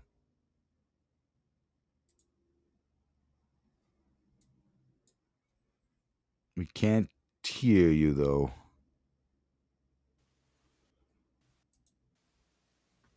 Okay, here we go. GF, anybody out there? There we go. Oh, Can anybody hear me? Here we go. GFS model. Now, as yes, we yes. come through, it's going to be rather warm. And can you see this ransom? And then we, boom, and then right about there, record cold, November 10th, all the way through the Southeast. So if we're talking about grain crops or any kind of crops, I don't care what you have, because there's a lot of late season veg and sort of things that hangs on from that line at Tennessee all the way down to the Gulf Coast. Pumpkins, you know, beans, like I say, okra. There's all kind of things that hang on late that people rely on. The mustard greens, the kale, all these things. But we're coming into incredibly hard freeze when these plants haven't really like hardened off yet. They'll get it, and they'll get a little cooler and a little cooler, and they get more used to it and a little cooler as they go down, and they'll get into their dormant stage. Well, this thing is just going to hard flash freeze them. And the gardeners around here, anybody's doing like seasonal produce, there's still pears out on the trees, there's still apples, that sort of thing. When that hard freezes, we're talking about billions in lost produce down here in the Southeast US when they're getting into late November before they really finally get everything off of out of the gardens, out of the fields, off the trees. It's like late November because it stays warmer down here like that. It's not like Michigan, bro. Right. People still pulling stuff off the trees in the first weeks of December for apples, pears, these kind of things. So if that hard freezes, then you got to think about what about the pecan growers, everybody else, you know, everything. This is really unusual. But if you go back to 1880, this is when they were talking about there were two different like Ryan Maue and Big Joe Bastarde. They were saying 1860 and 1880 was the last time we saw these temperatures this early in the year. Was back in those years. 1860, just a few years before the Civil War. And then 1880 was the last time. Now, the 1880s were official records. That's kind of when they agree that 1880 was the start point, and they actually count those because the thermometers were good enough at that point. There's still, you know, you could go back to the 1600s. They had thermometers. They were very rudimentary. You come into 1700s, there's some improvements on them. When you get into the middle 1800s, they're pretty good. They're kind of equivalent exactly what we have today. So they do count those measurements in like 1860. Because the tech was there. It's not like it didn't have thermometers in 1860, you know. Those guys dragging thermometers behind the ship, like trying to get water temperatures in the British Navy, all that kind of stuff, like that's old. That's really old. So the real temperatures that we're coming back to, at least go back to 1880, 1860. We're talking 150 years minimum on the freeze here. This is going to be an extreme cold event. But here's what's the dangerous thing. It comes in super cold like that, lightning fast, massive front, thunderstorms, crazy anomalies with this, tornadoes and thing, and then it gets blown out. And that, look how far down it goes. They're talking way down, like hard freeze in Florida. The citrus crop down there's not ready. No way. You're going to be damaged, everything. But look how hot it gets again. And this is the thing, like after those crops freeze, if they could slowly warm up, or if they can keep them at a frozen temperature, there's a possibility to pick them and put them in through the freeze process. That'll still retain some, but they won't get full price for it. It's, you know, it's damaged on the ag, but it's not completely destroyed. There's a difference. Right. But as it heats right back up, all that fruit's going to, or whatever is out there is going to immediately melt and just turn to soggy mush. There's no salvaging that. It goes so fast from record cold to record heat again, or maybe not even record heat, but look at those red temperatures. You're looking like something, this is degrees Celsius. So that means like 12 or 16 above normal. And those same areas that were just, you know, something like 20 or 30 degrees Celsius below normal. And you got to release Celsius. So let's say 20 Celsius is approximately 29 Fahrenheit below normal. And then when you swing it on the other side, like 12 to, let's say 15 Celsius is around 23 degrees Fahrenheit above the normal. So you're going from that huge, incredible swing into hard freeze all the way back up into massive thaw almost instantly. Like anything in the field is not salvageable at that point. If it stayed frozen, yeah, there's a possibility. But look how long this heat stays around, and it stays all the way through November, through Thanksgiving. And look how brutal this thing is, like 30, 30 degrees Celsius is like 44 or 45 degrees Fahrenheit above normal. And that's coming up way in Minnesota and all these things at the end of the year. Like, you got to think about wildlife. How is wildlife going to cope with this? How is wildlife going to cope with that? You got to think about all these insane things that are happening with these temperatures. Like this, in my opinion, if you could own the weather by 2025, this is personally what I would do, and had envisioned how crops would be wiped out. Now, I wasn't going on it with the military tech side of things or with like the mad scientist technologies. I was just looking previously at the Maunder minimum and seeing where those cool patterns had flowed through from like Saskatchewan and that sort of thing, down through our grain belts, straight down into the Southeast US, whipping out somewhere around like middle Georgia, South Carolina. Like that huge streak of blue was like to 2 degrees Celsius below normal, which is right around 3.5, all pushing 3.8 Fahrenheit. Looking at that pattern, there's the disruption, and here I'm looking at it again. I would like to, I'll wide it out here for you, but this is like, you got to think about that is exactly where that same striated pattern, Ransom, if you could do me a huge, man, can you look up Maunder minimum temperature reconstruction map in some kind of search engine for an image search? Maunder minimum reconstruction temperature map. And then maybe if we can line those two up and put them together, because the striation of extreme heat disrupted crops, but there was this exact same striation of cold, and it wasn't see, this is the thing, they couldn't measure it in terms of like we can today. So the disruption was a disruption in temperature. And again, in the 1600s, we're talking like 1640s. So I'm just, they were using proxy data for like tree rings and this sort of thing, and sediment deposition and ice rafting, debris, melt fields, and things like this coming off the coast. When you have an iceberg or an ice raft, there's always stuff in it like rocks. And the further it can float out, when those larger rocks melt out of the ice and sink down, they can trace from the coastline how far out, how many miles, tens of miles, 100 miles out, before these large like boulders will drift down, and they'll make a pattern on the seafloor, and they'll be able to know that, man, that ice coming off that thing was massive, because the boulder field and the large rock field is 100 miles offshore. And when ice was smaller, that same deposition of boulder field was like 12 miles offshore. So they can also measure like where things are deposited, like rainfalls, how much silt or larger sediment got washed into a lake. Then they drill the cores out of that. That's how they came up with their temperature reconstructions for what we're seeing, because they didn't have temperature stations in like 1640, 1650. So it's all reconstructed data, and they're using like different kind of isotopes, like oxygen 18 to see what the rainfall is, these kind of things. Carbon 14, they're trying to date back in things on actually using the physical substance to really get a data on it, because it'll get overlaid on a disaster layer, these kind of things. I do like the beryllium, though, and those different types of isotopes, because they can wire in the temperature, rainfall pattern, cosmic rays, no less. Like, was there more solar radiation or less?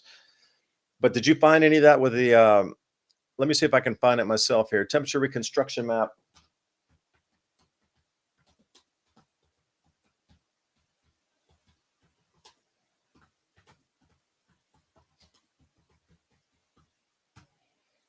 I used to look for this stuff all the time. There it is. That very one I'm looking for is right there. Okay, so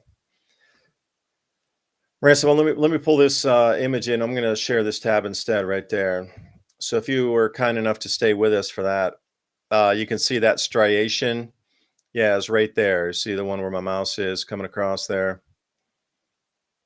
Maybe not with that one, but here it is. So this area is the same area that we're going to see extreme record heat all the way to the record cold down to the southeast US. One thing that it has in common, it has that very same striation from the same areas in Alberta and Saskatchewan all the way down to the southeast US. Notice that as a fact, is a massive, I mean massive, incredibly gargantuan disrupted weather. And that's what that determined. And then if you look at the right there, what we're doing is looking straight down on the North Pole, and we're looking at the temperature now over Asia and China, that sort of thing. That is completely disrupted and cold as well. So if you were going to look over Russia and down into that blue goes down into Heilongjiang, it goes into like Korea and down in barely touching into Japan down there. That whole area. So think about Asian crop yields getting totally smacked and knocked out from Korea all the way through Japan, parts of China, Russia. Those are major grain growers. So if you start to look at some of these things that the wars we're experiencing, it's also about grabbing onto grain producing areas across the planet. It's about grabbing those grain baskets before somebody else can. So if you're talking about AI and the need for electricity, that you're going to grab on, destroy another AI plant, and then grab its electrical supply. It's no different. You have superpowers looking at the new grain fields that will be when we come into sort of cooler growing conditions and not as much food. So, again, when this era seems like it's finished and nothing's meant to last past this era, as Ransom so eloquently spoke in the beginning of the show, that nothing's being repaired. It's all in disrepair. So this is what I think, it's not meant to last past this, Period. It's not. So we're at the end of and they're arguing amongst everything that's supposed to be steadfast and resisting everything else is also crumbling in. So if you look at that, we're at a very special juncture in time. I think maybe, I don't know, somebody knows that the crop losses are going to be too big to cover up any longer. So Yeah, we might want to make friends in warmer places and stuff.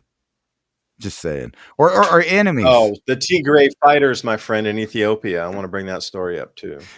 So you know, Trump says that he's not putting troops on the ground there. And I mean, he said that, but he wouldn't be the first in a long line of politicians to say something and then change their mind later or change what they're doing. And, you know, we have guys down there training in Puerto Rico for jungle situations again. But look what the cartel's training right now. Look at what they're doing. So they're literally seizing gold mines, you know, for funding. A gold mine in Mexico was taken over by the sons of the drug lord Joaquin El Chapo. I think that's the guy that we even have in jail there. So it's kind of weird that his people are out down there gold mining. They're That's gold how it's going. So imagine they're going to have to get that ore out of there somehow and get it refined. Like the ore itself, you're talking like an ounce per ton or two. I mean, on a good find, on like a very dense find, you're talking about tons and tons and tons of rocks to get 1 ounce out. It's not like, hey, it's there and we're just going to dig up gold. Right. And it depends on what kind of gold it is anyway. There's different kinds of gold in the veins. I think they were really just hiding in it because that shows you where we're going. Just think Afghanistan caves. But then you so happen to have a couple villagers down there picking around while they're down there, you know, for nuggets. Yeah, they blew up all those emeralds over in Afghanistan. Like their mining techniques were terrible. They'd use dynamite in there to blow the caves off when they would find like an emerald vein instead of going in and mine it and they just blast it out and whatever's left of the pieces. Hey, good enough. Instead of getting that big couple $1 million chunk, we blew it into, you know, $100 $5 pieces. It's all good, man. Right.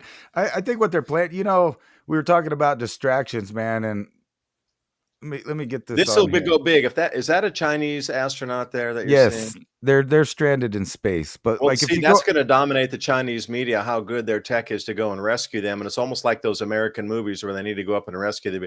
Dude, that's going to be dominating the Chinese feed. So there's their distraction. Right. And then for the space people, we got Atlas. Come on, man. It's an alien craft. It's sped up again. And it's slowing down and it's moving and it changed course. And yeah, well, it's funny how, you know, the stuff that they're actually sharing. Obviously, we don't even, that I know of, even have a telescope to get some kind of images like what's going around the internet now. They got some, you know, some pretty spicy ones. I could redo it, but for the most part, we're just looking at a group of pixels from any real telescope or anything. And even if it was something that changes trajectory, I was going to bring this up a little while ago. If there were, or we happen to be phasing into an era where, let's say, not a fake reality, but a real reality where extraterrestrials are interacting with humans on a real, you know, idea, there's not going to be too many pilots or things up in the skies seeing it or being able to report on it. Matter of fact, all that'll be up there are AI powered aircraft that are easily manipulated on what you're looking at, you know, through its cameras, through its feeds. I don't think you're going to get any more Tic Tac videos or things like that after there's really no people running things in the sky. But as far as this goes, this was one of the greatest distractions of my lifetime for some people. I really didn't put too much, you know, into it. But they're creating. I've been following it for quite some time. Yeah, now, me too. The anomalies come out. But it's become like an entertainment to see the fake generated things that are also out there. Fake alien invasion. Right, and then you got what you were talking about, these guys trapped in space there. That'll be a Chinese diversion for their news feed too. We're rescuing our space program. We're going to get them down, and you know they're going to get them down, and everybody's going to be a hero. Right, Ingxiong. That's how you know, mama. Oh, in China they used to give a hero mother. If you had 10 babies, the state would give you an award and a big Ingxiong mama. Like hero mother to have 10 babies, because back then in the 60s they thought they were going to fight America and they needed more people. So if you had 10 children, awesome amente, and then you had like 40 million or 50 million more boys than women, and then it's just created a lot of problems. So Not going good for equal rights Hello there to for them women. others. Jeez. No, I was just thinking, they put this thing Be a out baby there factory, bro. The and state we needs have to be a World baby War factory. right.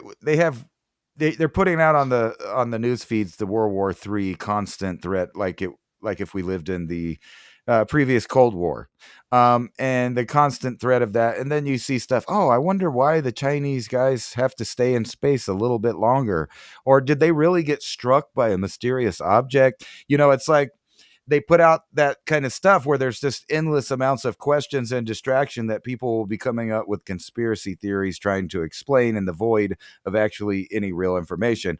And I keep finding this scenario with no matter what world event it is, whether it's an assassination, a big buy off in the stock market, or a stock up and down or whatever, there's a conspiracy behind it.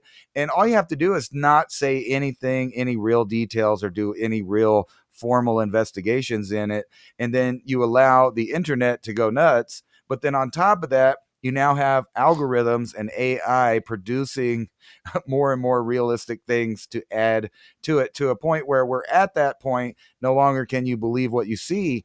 We don't even know that the you know news agencies or governments or any of that are giving you a real story at all. It could be fabricated from the beginning. So any, yellow cake uranium videos that might come up in the near future, you might want to question, like, is that really happened? Did they really do that?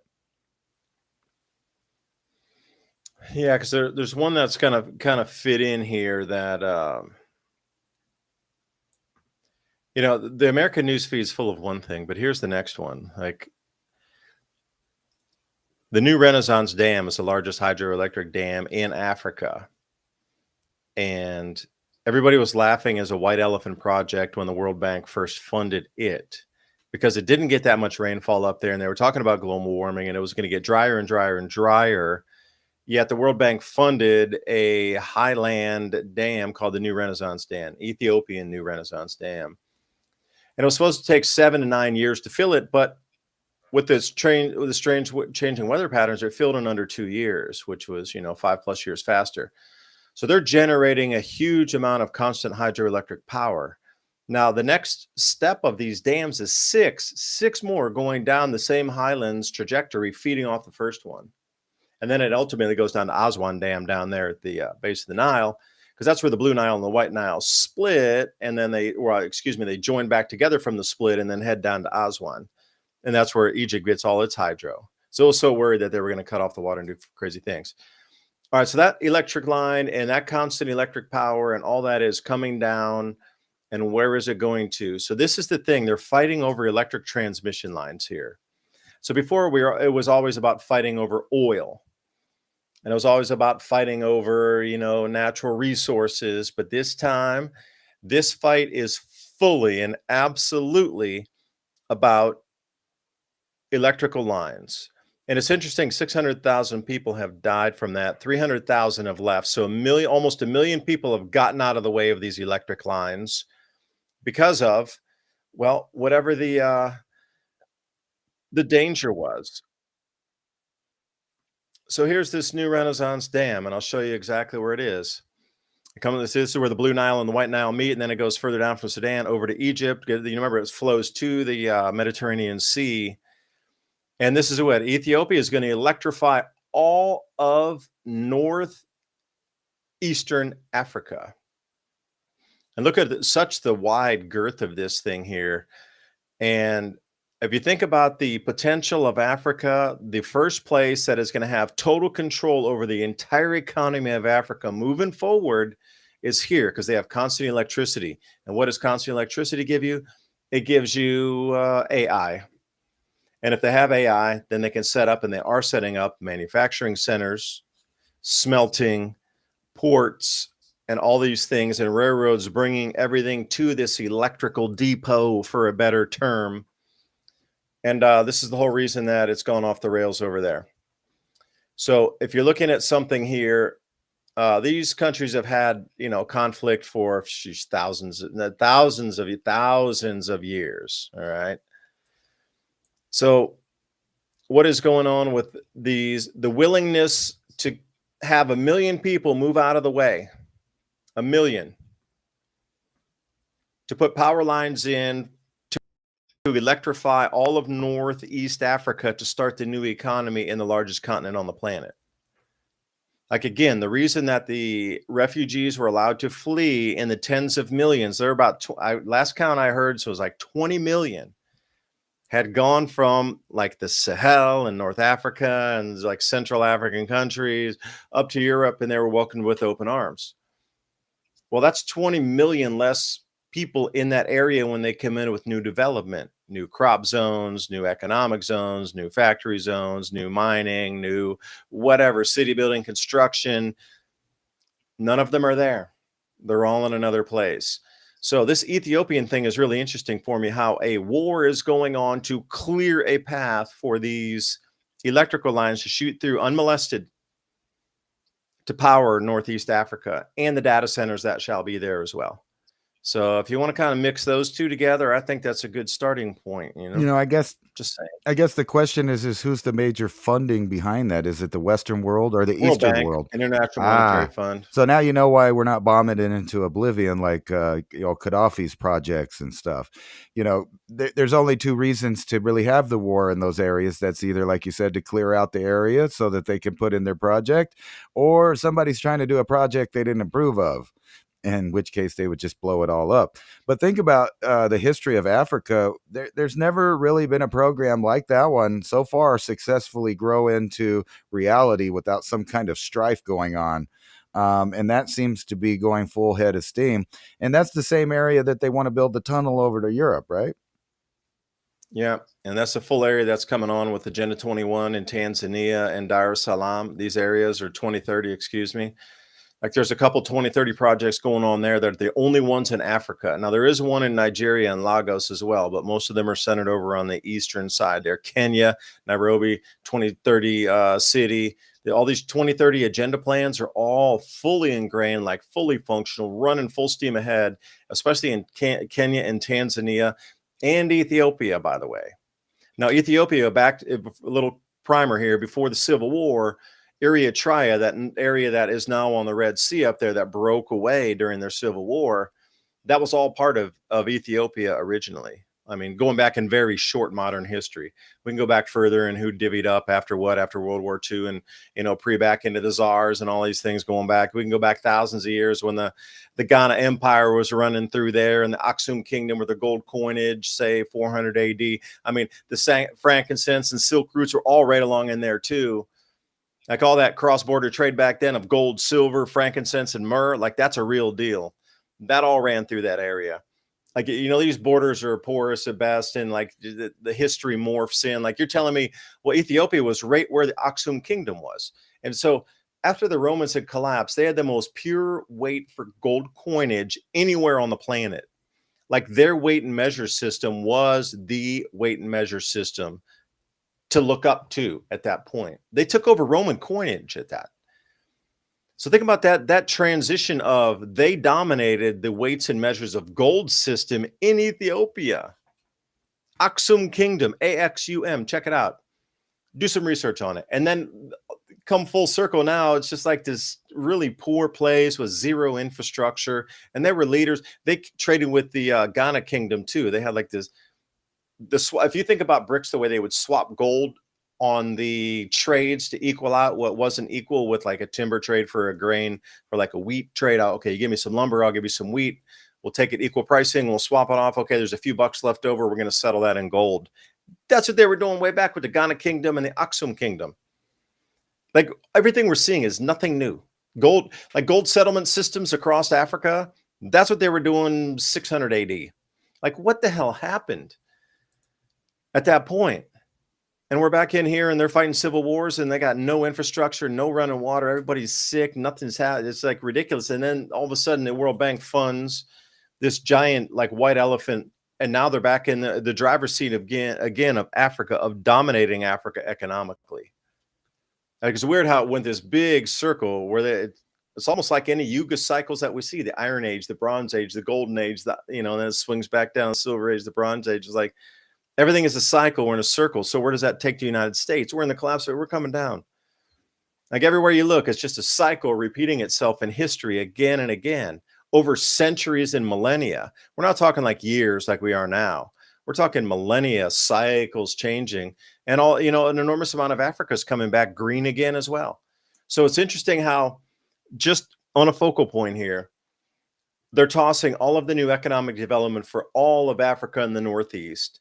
The full Sahel is getting a tremendous amount of new rainfall, both from that like Horn of Africa side all the way over, and then the Sahel side way over in the Atlantic. All that whole band is getting tremendous amounts of natural moisture.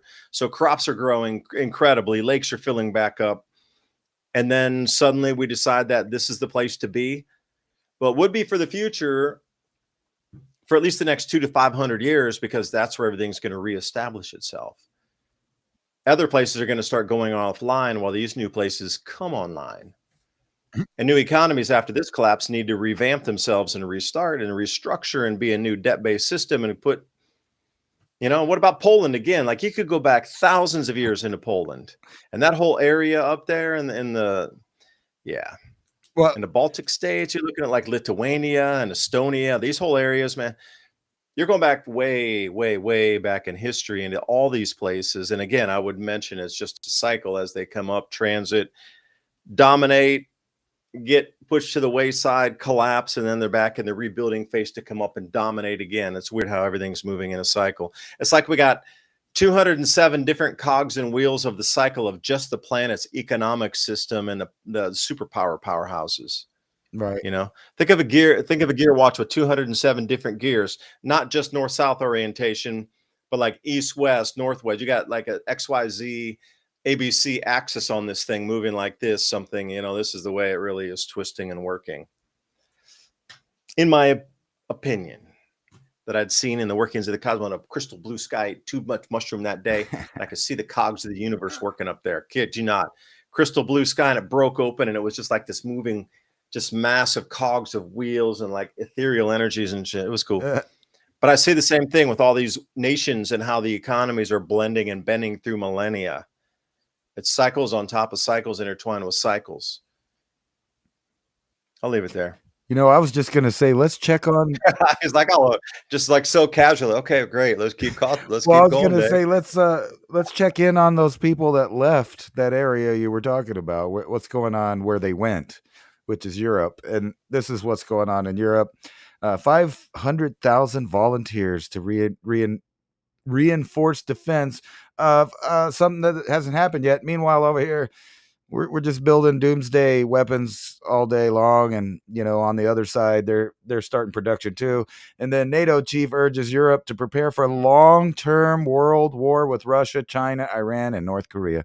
Long-term, but that's all right because they got all those new helpers that can help volunteer for the war there. And what happens all around? You have a whole area where you get to reduce the population of those people that left down there in North Africa and around there. And then you also get to reduce the population of the native Europeans and the Russians and the Iranians, if everybody really did get involved. And then, in the background, we got Elon Musk winning $1 trillion Tesla pay package. Which way are we going? Are we going robotic? Are we going full automation? And what would the world war look like? And then meanwhile, while he's going to get that $1 trillion, everybody else is wondering where all the jobs went. Where's the middle class going? They're all pulling back spending because I think they finally see it. And somebody in the audience was, saying, do I not think that the people that watch this show prep? Well, I know you guys do. I know this group of people do. The problem is that we're a small fraction of the population out there, and not everybody's, preparing for the future. Yeah, very small amount. And again, what I find so interesting with all these changes, okay, this is us. Natural, because as you mentioned troops and things, the natural order of the world in the animal kingdom is also being upset tremendously. Yeah. Like the amount of, black bears, I consider them just like large rats that come through the rubbish and cause a lot of problems around here. Raccoons are terrible. Black bears are worse. They're way bigger. They can break open almost anything. But there's been so many bear attacks in Japan. And you have to wonder why. Okay, so this is just your average black bear. Like if you saw this standing out there and you're hiking by yourself, uh, unless you know bear techniques, that might not very well work to try to make a lot of noise and scare them away. If it was me and I was carrying a rifle with me and that thing started to attack, I remember with the bear, I always shoot low because the way their snout jumps, you're going to miss. Most times people shoot over them. Just a hint to self: if a bear is coming at you, just from the old timers telling me this, you always shoot low because the way they come in with their snout, it's deceiving. Again, I talked about birds with the different iridescent colors to try to get predators to go in the wrong direction with the glint off a translucent wing edge or something. Same thing. Bears are the way they do it, just deceiving with your eyes. But if I was there and I had the chance and this thing was coming to attack, I would definitely draw on that thing for sure. If you're out in the wild, if you got 2 or 3 people, you should be able to fend that thing off. But what's interesting is they're going to be restricting bear repellent spray, which makes me wonder, why would they do that? That's the thing. Like it's like mace for a bear, basically. But look at this. Japan's had more than 100 bear attacks and 13 people killed across the country. Like what? Look, and there in the dark bold there, sightings have jumped 6-fold, 6x. They're, That makes no sense to me. Like what is going on they're truly? hungry. Well, it's not about them being hungry. Something is changing, I believe, in the magnetic field. Like we're seeing all these magnetic field anomalies along the southern hemisphere to the point where they quit publishing data off swarm. It was too intense where the changes were most. Now they show the new world magnetic model where on the south, that thing has, I wouldn't say doubled in size. I would say a good 60 to 70% larger than it was on the last reading 5 years ago when they updated it. So you have to think about the depleting magnetic field in the southern hemisphere is all not quite doubled, but it's, on the next time, if it does that again, we're talking, an eighth of the southern hemisphere is going to be at a magnetic anomaly versus, negative, where the polarity is not there. So you got to wonder, like, how are those people going to behave in the country? Are we seeing more violence in South America? Are we seeing strangeness in South America, in like southern Chile, southern Argentina, those areas? Uruguay, Paraguay, that area down south. Like, how are people behaving in that area? Because if you look at the world magnetic model of the South Atlantic anomaly, it's expanded over those areas. Predominantly, those anomalies were down like in Antarctica, way out of the Atlantic Ocean. There might have been a couple islands where some people lived. Right. Okay, you got 100 people maybe skitzing out because the magnetic field's different. Okay. But now it's moving over where tens of millions of people live, hundreds of millions of people. So I'm wondering what the mind would be and what kind of effect that's had on the human psyche, resonance, perception, thought process, emotions, and everything else that could be with the human resonating in a different magnetic field. Like, how has South America changed? Because that's the question. If it does indeed spread from that point globally, then we would get a sort of crystal ball on human behavior, looking at that anomaly first and seeing the uptick in crime, the decrease in crime, the uptick in marriages, the divorce rate increasing, decreasing, the childbirth rate. Oh, people are whatever. There's so many metrics you can get from society based on an increase or a decrease on a noticeable level, like a X sigma, 3 sigma, 5 sigma, 6 sigma event outside their ranges, because that magnetic field's moving right on top of everything over there. Yeah, it might cause a migration of animals and people, and cause all kinds of effects. I mean, we know there is some portion of effects that happens with magnetic field storms when we get hit by geomagnetic storms. The question is what happens to those people that have no guard whatsoever? And I would think that you'd start seeing stuff like crops failing and stuff like that eventually, and that's in that major growth area where that moved in. But I actually have been seeing a lot of articles, not about South America, but about up here, about Central American and some South American animals making a home in North America, moving this way for some reason. And it kind of is counterintuitive if you think it would be getting super cold up here for some of these jungle animals to be coming up here. Like I brought up when I did it solo one night talking about the jaguar sightings, from California to New Mexico and now down into South Texas. But not only that, they have the South American, Central American version of the raccoon, the coati or coyote. I don't know how you say that. Anyway, they're being spotted all over the place up here north of the border as well.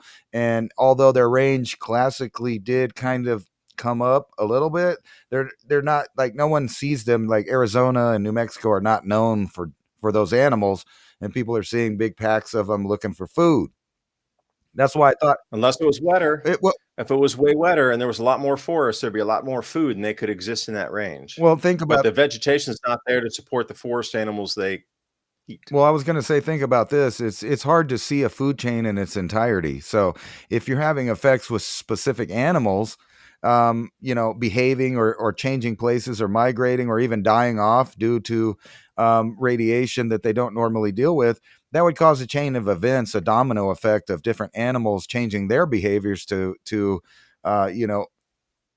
fix what's happening or adapt to the situation, which might cause unseen bad things in the future. And you just see this little domino of animals behaving strangely because something's missing out of the ecosystem now. Something's not behaving right, like whether it was a bug or a worm or a fish. And then, we have the genetic pollution worldwide of all of these different arenas of stuff. And I was kind of going to bring this up. This is a guy that dropped dead, or he didn't drop dead. He had a medical emergency. Excuse me, I misspoke. He had a medical emergency in a pharma meeting in the Oval Office. And I'm just thinking, this is the same guys that brought us this, which is a peer-reviewed paper about direct molecular evidence of mRNA medicines or, treatments in our genome. It's integrated. It is with us. And that's the same thing you find with changing diets, changing maybe magnetic fields, where you get things changing as well in the genetic structure of stuff. And that's the HHS press office. Yes, is it this not? is for immediate release. Health and Human And it's Services. News release, public. Yeah, and it's weird because it's just now hitting kind of the interwebs, but it was actually put out July 11th, 2025. So it's weird that it's just now hitting. Now they're making articles about it. American College of Physics reminds people, hey, watch out about your organs. It's not really their primary duty to keep you alive. And they're telling the medical industry, hey, you can't make your primary objective organ harvesting. But hey, why not? Chinese are doing it. Why not us too? And by the way, we got 3 more Chinese researchers arrested and charged with conspiracy to smuggle biological materials into the USA. So, things are livening up around the world slowly. You just see these little off headlines. We already saw that in California before, where the other ones got arrested. And the idea that now some of these genetic things can be done by anybody. So the same way I was talking about coders and programmers, you also have that same type of person that worked in the genetic industry. And it's not hard for them to figure out in a basement how to make something nasty and put it out, which allows the governments that are out there to always have that as a backup excuse that there was this weird lone wolf, lone nut, like in grandma's basement, like I said before, that did all of this. And they can pretty much do that now that they've convinced everybody of the possibilities that it can happen. The American dream. It's only $5 million. Oh, Come on. let's look at the American dream. I'm going to switch it up so we can see it a little bit better. There we go. Only $5 No, million. I want to get the big display of the ransom. It's such a wonderful slide here. Let's go for it. Yeah, bottom's better. We're going to hit it up. All right. So here's the American dream. What's your interest rate for your home mortgage? I mean, that's kind of a big one there. Retirement. Now get this. Estimated minimum savings to retire for 20 years, 1.6 million. Damn. I'm just going to say, just an early warning. Anybody who wants to live a normal, lovely life after a certain age, the States is not it.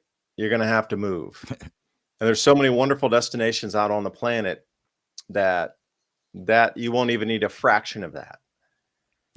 They kind of trap you in this thing like you have to retire in America. You have to. If you don't do, you're going to lose your friends network. Well, damn, by the time you're 70, most of your friends are dead or moved away anyway. Right. You might keep in touch with some neighbors that you met 3 or 5 years ago that you moved in with. And that's not your friends network that you knew somebody for 50 years from from back in the day.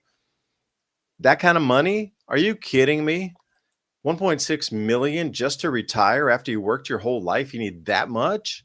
Hell, I'm going to go, buy beachfront property or rent beachfront property through a law firm somewhere in Indonesia and surf the rest of my life and chill out watching sunsets for like 1/20th of that. Well, Really, with the maid, with private chefs and all that, and I'm at 1/20th of that. You're really talking about? that kind of reminds me of that movie Looper, where they go back. Oh, I love that Right? movie. If you remember, they had a conversation in there where the kid was talking about retiring and going somewhere in the US, and he said, "No, no, no, man. Believe me, I've been to the future. China's where you wanna go." Yeah. And, Jumper's another cool one too. Like, those movies are showing you something where they can and they can, like, Yeah. move through to another space that they can visualize. Boom, just pop into that space, You know, and No passport. there is I've read them on here many times, articles about people having to move to Mexico City or other places so that their retirement money actually goes somewhere, and they know it's No, not wait, here. owning a car kills me, though. $1 million to own a car by refinancing. See, here's the trap they What? got you in. You gotta buy a new car every 10 years. No. Well, no, they're made to break down now. Back in the day, I had this 76 Jeep Cherokee, coolest car, man. We could fix that thing to, yeah, like just a regular socket set, and you could fix nearly everything on that beast. Right. Like it's the first time I ever learned how to turn wrenches and work on any motor at all was that thing. Kept breaking down. I always had it, but it was such the simple parts. Like there was some timing why, there was like the space between, Yeah. Well, uh, pistons and thing was a little bit different. You could adjust all that with a slider and get it like twisted. You could do everything by yourself. But now, like these new cars, they break down after 10 years. You can't. It's going to cost you more to get the replacement and the repairs than it does to buy a new car. It's right. ridiculous. Ye But $1 million, that's insane, insane. $900,000 to own a car through your lifetime here. Well, Damn, it's not, this has gotten out of control. This is way out. think about if you got a 60s or 70s hot rod and it has good paint and all of the original everything, you could probably sell it for $1 million right now. But think about this: if you're really going to think about the long term on cars, you're either going to have to have something American pre 1980, or Japanese pre 2000 or post 2005. Almost all the stuff in between those years is junk. You got the whole K car line from the 80s. The 90s cars were garbage. They didn't really start trying to reintroduce good cars again until the 2000s. And even then, they moved over all the American cars and everything to the parts, like you said, are so expensive, and everything's ran off of electronics that not the everyday average person can figure out. And that's why I said American pre 1980. If you got something that's in really good condition from then, that's the thing. And the parts have gone up, but they're still lower than these electronic parts and parts that are made to be, all together. And I go with Japanese myself, Hondas, because anything that's an Acura or a Honda has interchangeable parts from different cars, different year models, and it's easy to work on, and everything's adjustable. So like, you might buy an American car and it has a cast part that holds the wiring harness, and then or a cast part that holds the air conditioner or the power steering, and it doesn't adjust. You have to have the belt that goes with that car or it will not work. It's hard to move it around. But if you have a Honda, you can twist a couple nuts and move that stuff around and adjust it. You can take out the air conditioner and roll without it. You could move around stuff. And not only that, you can use belts that come off of 1970s model American cars. Weirdly, some of the belts are the same. It's just weird thing. Yeah, good advice here. And Let me having more of stop the same sharing car here. too. Having more of the same model of car is in your best interest. Like I've tried to do that with every product, really. So whatever it is, if you find out it works good, you need like 4 of them. See, this is why you want to tune in every single week to the Civilization Cycle podcast, live radio show. Info like this is worth the entire conversation listening to us. So thank you for joining tonight.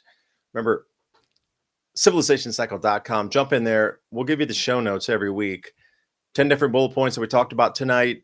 And that is for sure going to be number 1 right there, the intertwining, and look for those automobiles where belts and parts and can be swappable between different lineages of autos, because that's going to be an important thing. Just as, taking metals out of buildings, the persons who understand how to deconstruct a building and separate the metals out, that's going to be a new trade. That's going to be a winner. That's 2 bullet points right there out of the newsletter. So, coming through next year, and I'll add, 7, 8 more different ones on top. So those will be right there on the list. So if you want to get that, buymeacoffee.com/civilization cycle, and also the civilizationcycle.com website for the show notes. Just slide right down below the player for our newest episode. Anyway, thank you for joining tonight, Ransom. Thank you for giving me your mind to jump through some ideas again, and we'll see you next week. Sign us out, Ransom.